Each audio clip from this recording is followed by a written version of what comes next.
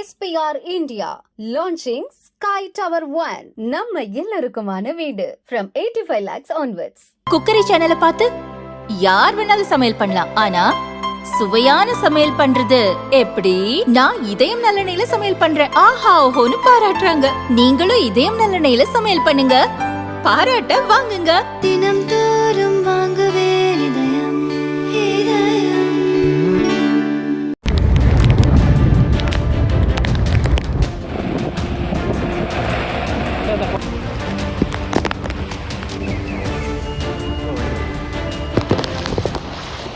தமிழகம் புதுச்சேரியை மிரட்டி வந்த பெங்கல் புயல் காரைக்கால் மாமல்லபுரம் இடையே நள்ளிரவில் முழுமையாக கரையை கடந்தது. புயலின் கண் பகுதி புதுச்சேரியை ஒட்டியபடி 1 மணி நேரம் கடந்து சென்றது.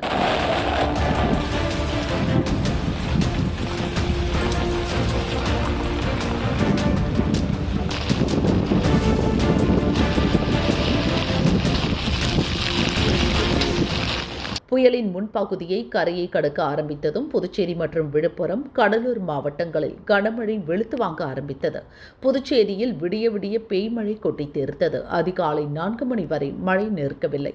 1 மணி நேரம் கழித்து மீண்டும் காலை 6 மணிக்கு மிக கனமழை வெளுத்து வாங்க ஆரம்பித்தது.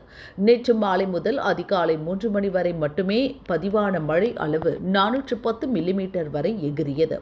தொடர்ந்து கனமழை கொட்டி தீர்ப்பதால் புதுச்சேரி மழை அளவு 500 மில்லிமீட்டரை தாண்டும் என எதிர்பார்க்கப்படுகிறது.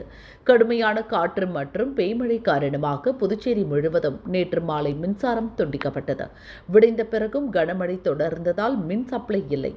புயல் கரையை கடந்தபோது வீசிய பலத்த காற்றால் புதுச்சேரி நகரில் இருந்த 20க்கும் மேற்பட்ட ராட்சச மரங்கள் ரோட்டில் சாய்ந்து விழுந்தன. நகர் முழுவதும் வெள்ளத்தில் தத்தளிக்கிறது. குறிப்பாக ரெயின்போ நகர், வெங்கடான் நகர் பகுதி குடியிருப்புகளை முற்றிலும் வெள்ளம் சூழ்ந்தது. வீடுகளுக்குள் தண்ணீர் புகுந்தது. ரோடுகளில் வெள்ளம் பெருக்கெடுத்து ஓடுகிறது. இந்திரா சதுக்கம், ராஜீவ் சதுக்கம், வெங்கடசுப்பா ரெட்டியார் சதுக்கம் பகுதிகள் வெள்ளக்காடாக காட்சியளிக்கின்றன. பிரதான ரோடுகளில் ஆறு போல் வெள்ளம் பெருக்கெடுத்து ஓடுகிறது.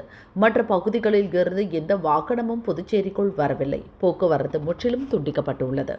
புதுச்சேரி நகரில் இருந்த வெள்ளத்தை வடிய வைக்கும் பிரதான கால்வாய் என்றால் அது உப்பனார் வாய்க்கால்தான். வெள்ளம் அந்த வாய்க்காலை மூழ்கடித்து விட்டது. வெள்ளத்தை கடல் உள்வாங்கவில்லை. இதனால் புதுச்சேரியில் வெள்ளம் வடிவதில் சிக்கல் நிலவுகிறது. ஏற்கனவே பெய்த மழையின் வெள்ளமே வடியும் முன்பு காலையில் மீண்டும் கனமழை கொட்டி தீர்ப்பதால் மக்கள் அச்சமடைந்துள்ளனர். புதுச்சேரி மக்களின் இயல்பு வாழ்க்கை அடியோடு பாதிக்கப்பட்டுள்ளது.